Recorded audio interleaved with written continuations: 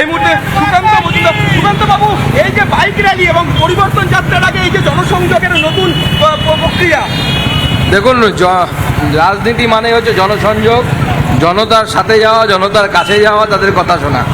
তো bike rally আমি এটাকে বলবো না, জনসংযোগেরই একটা মাধ্যম বলবো, এবং আমরা সেই মাধ্যমের মধ্য দিয়ে মানুষের কাছে যাচ্ছি, মানুষের পাশে যাচ্ছি, মানুষকে যতটা কাছ থেকে মানুষের কাছে যাওয়া যায় মানুষের সেই চেষ্টাই চলছে। এবং আমাদের আমতা বিধানসভা, হাওড়া গ্রামীণ আমাদের সাংগঠনিক জেলা, সেই সাংগঠনিক জেলায় আমতা বিধানসভা আগামীতে ভারতীয় জনতা পার্টি জিতবে।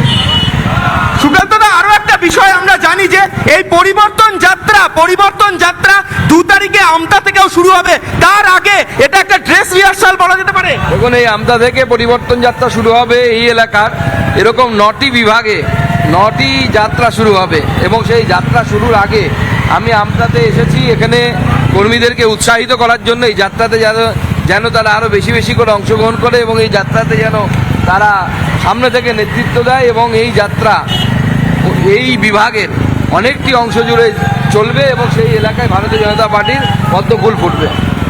এবং এবারে দেখা যাচ্ছে যে ভোট ঘোষণার আগেই সর্বস্তরে বঙ্গ বিজেপি ছাপাচ্ছে পরিবর্তন যাত্রা, বাইক র্যালি, একাধিক ডোর টু ডোর ক্যাম্পেইন, একাধিক জায়গাতে বঙ্গ বিজেপি পৌঁছে যাচ্ছে, এই মানে সর্বস্তরে ছাপাতে চলেছে। দেখুন, আমি বলেছিলাম আগে যে তৃণমূল কংগ্রেস ভোট আস্তে আস্তে পুরো দলটাই উন্মাদ হয়ে যাবে।